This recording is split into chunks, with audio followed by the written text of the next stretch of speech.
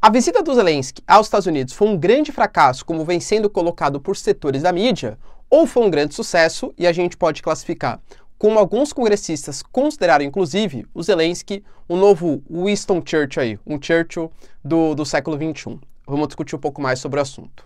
O Macron garante que não existe a mínima possibilidade de paz, e aliás fez até uma defesa ali, não muito enfática, claro, da Rússia, garantindo que um processo de paz não pode ser visto somente pela ótica da OTAN, que a Rússia também merece ser escutada. Ele já fez isso no passado e foi largamente criticado. Vamos falar um pouquinho sobre isso.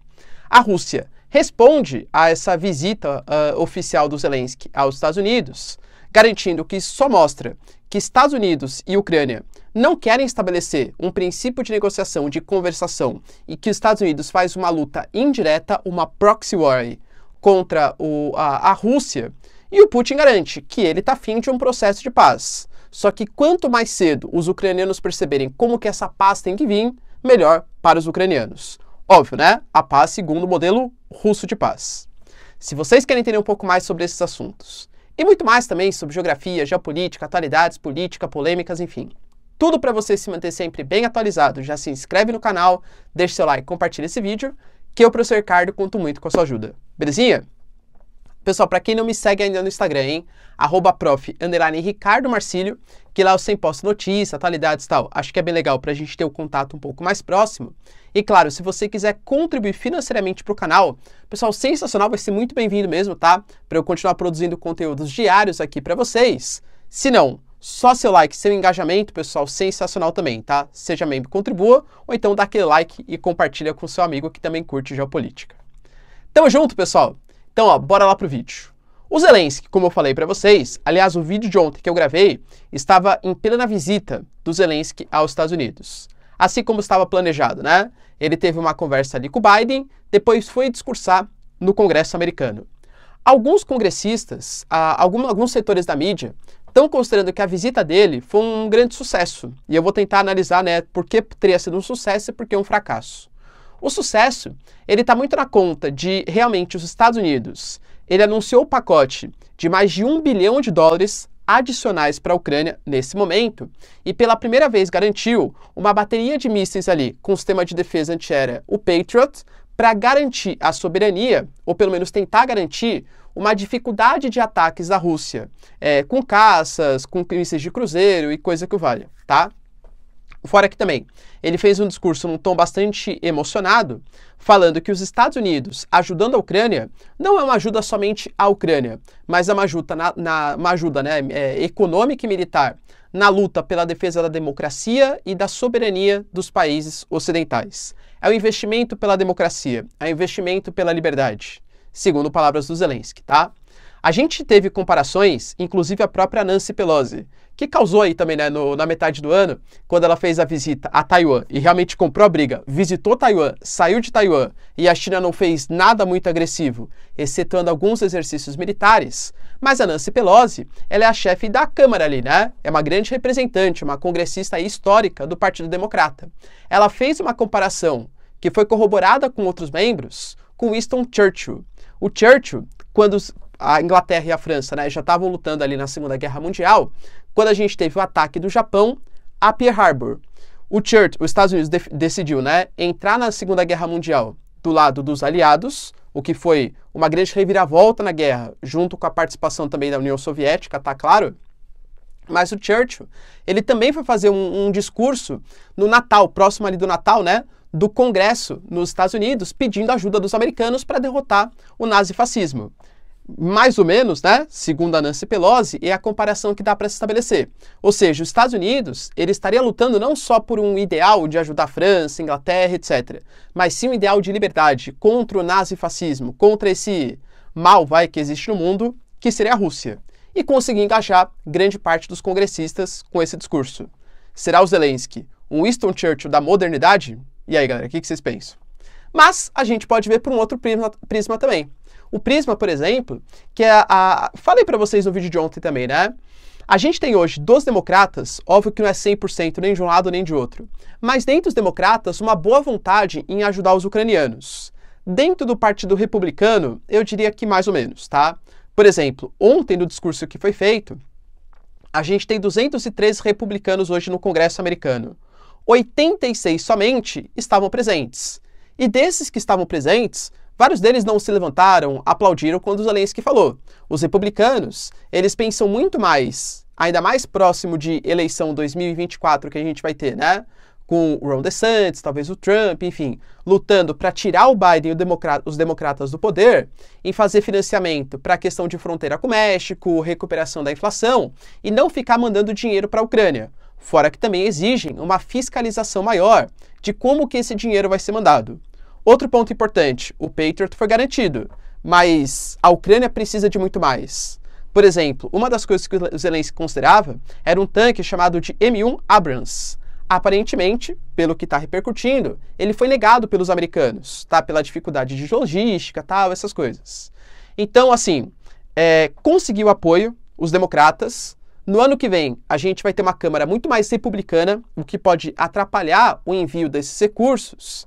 E eu diria que talvez não tenha convencido muito bem os republicanos que é mais estratégico eles lutarem pela democracia, ajudando a Ucrânia, do que propriamente gastando dentro da própria economia americana, que, convenhamos, não vai nada bem, tá? Com inflação, tal, e as coisas acontecendo.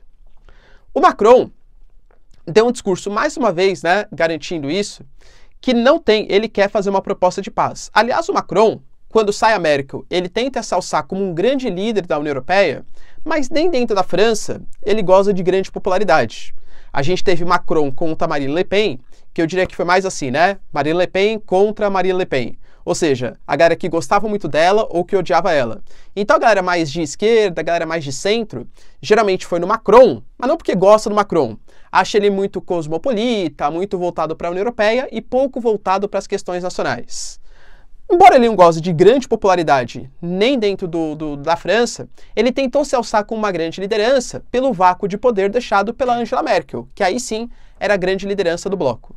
Ele garantiu que não existe nenhum tipo de chance de fortalecimento de um processo de paz se esse acordo não vier com algum tipo de escuta com a Rússia. A Rússia também tem que participar da formulação desse projeto de paz e com garantias de segurança. O Macron, ele deixou bem claro que ele não considera que a única preocupação dele é a Ucrânia, porque existem outros países. A Moldávia, citei para vocês também. Segundo o Ministério da Defesa, a Rússia vai fazer um ataque à Moldávia no início do ano que vem. Lembrando que tem a região separatista da Transnistria, que é uma região que apoia os russos, que não gostou do fim da União Soviética. Então existe uma preocupação.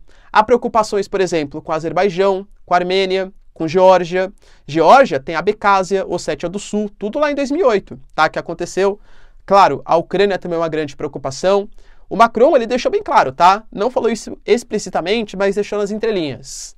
A Ucrânia fazer parte da OTAN significa paz com a Rússia.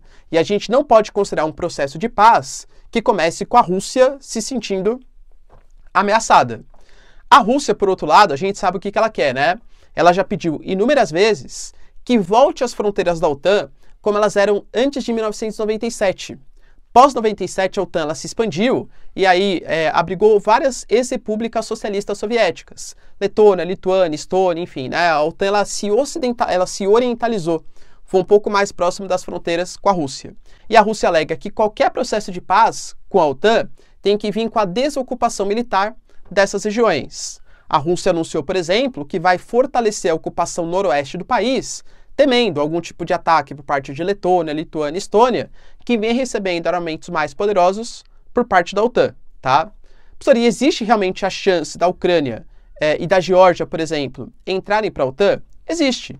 Em 2008, na reunião, foi falado que eles poderiam entrar no futuro, e nesse meio de ano, a Ucrânia também recebeu as garantias que ela vai fazer parte da OTAN. Só que, claro, no momento não pode, por quê? A OTAN, pelo menos segundo a sua Constituição, ela não pode receber membros que tenham movimentos separatistas, que tenham áreas que sejam regiões autônomas. Tem que ser um país coeso, um país que não esteja participando de uma guerra, por exemplo. E óbvio que a Ucrânia, pelo menos nesse momento, não cumpre essas condições. E o Kremlin, principalmente com o Peskov e com o Putin, respondeu à visita que o Zelensky fez aos Estados Unidos. O Kremlin e o Peskov, ele deixou bem claro, tá? falou que essa visita, ela só demonstra o quanto que Estados Unidos e Ucrânia não querem participar de um processo de paz com a Rússia. E que, inclusive, isso só mostra o quanto os Estados Unidos ele está batalhando numa proxy war, ou seja, numa guerra por procuração. Esse conceito parte da premissa que Estados Unidos e Rússia batalharem, isso não pode acontecer porque são dois países que têm armamentos nucleares. Mas pode batalhar em questões indiretas, sei lá, a Rússia ajuda o Irã, Estados Unidos ajuda a Arábia Saudita. No Iêmen, a Rússia ajuda os Houthis, os Estados Unidos ajuda o Hadi, percebe? Então, indiretamente, eles vão participando. E essa guerra nem é tão indireta assim, porque é os Estados Unidos financiando, mandando o sistema Patriot e tal, para o território ucraniano. Então, claramente, é uma interferência direta num conflito que também envolve a Rússia. O Peskov, inclusive, sobre o Patriot, falou, deixe tranquilo, tá? Eles estão colocando ali, aquilo vai ser alvo dos nossos ataques. Os Estados Unidos não podem batalhar essa proxy war contra a gente. E o Putin? Deixando bem claro, né? Que é pelas palavras do Putin, palavras são uma coisa, ação e o que ele realmente quer fazer é outra completamente diferente. Por exemplo, Belarus está realizando agora exercícios militares. A Bielorrússia sempre deixou bem claro que ela fez um termo de defesa conjunta com a Rússia, mas que não vai participar de uma invasão à Ucrânia. E aí, será que não vai mesmo? O que são esses exercícios militares? Eu lembro que o Putin também sempre falava que não ia fazer nenhum tipo de intervenção na Ucrânia. Isso 1 semana, 2 semanas antes de invadir o território ucraniano, tá? Tem que deixar bem claro que palavras são uma coisa, ações e pensamentos, o que realmente fazer, é outra completamente diferente. Mas o Putin falou que ele está prometendo, ele quer um processo de paz. Só que ele deixou bem claro, conflitos armados, ou eles terminam com vias diplomáticas, conversações acontecendo, ou de outra maneira, dando aquela ameaçadinha na Ucrânia.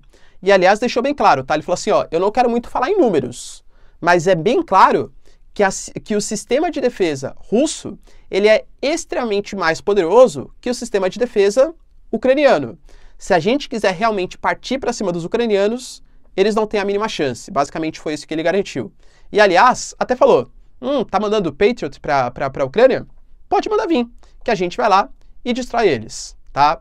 Então, Putin, pelo menos no seu discurso, se mostra aberto, né, a um processo de negociação, etc., inclusive garantindo que esse processo de negociação ele tem que voltar às raízes históricas desse conflito. Ele fala, e já falou no passado, que Ucrânia, Bielorrússia e Rússia não têm diferenças étnicas e culturais. São todas o mesmo povo, todos são o mesmo povo. Esse discurso pode me preocupar bastante, porque se você reconhece que é tudo o mesmo povo, que não tem diferenças culturais e históricas, basicamente você está falando que não há necessidade de ter um outro estado ali. A Bielorrússia garante que não vai ser anexada pela Rússia. Será que o Putin também não quer anexar a Ucrânia? Talvez eu não reconheça o direito da Ucrânia existir. Perceba como esse discurso pode ser perigoso? Mas o Putin garante que ele está buscando a paz nesse processo. E aí, você acredita no Putin? O Putin realmente quer a paz, estabelecer a paz? Só que, claro, penso eu que a paz vai ser sobre as condições que o Putin quer, né? Quais são as condições dele? Os territórios ocupados, Crimeia, Lugansk, Donetsk, Zaporizhia e Kherson, tem que pertencer aos russos, a Ucrânia tem que adotar uma postura de neutralidade, ou seja, não fazer parte da OTAN, e de preferência a OTAN voltar ao que eram as fronteiras antes da expansão, né, dessa aliança militar em 1997. Não acho que o mundo ocidental vai corroborar com essa visão. E aí, pessoal, paz está perto? Infelizmente, penso que não, hein? Se vocês curtiram o vídeo, já deixa seu like e se inscreve no canal. Tamo junto, beijos, abraços e tchau, tchau.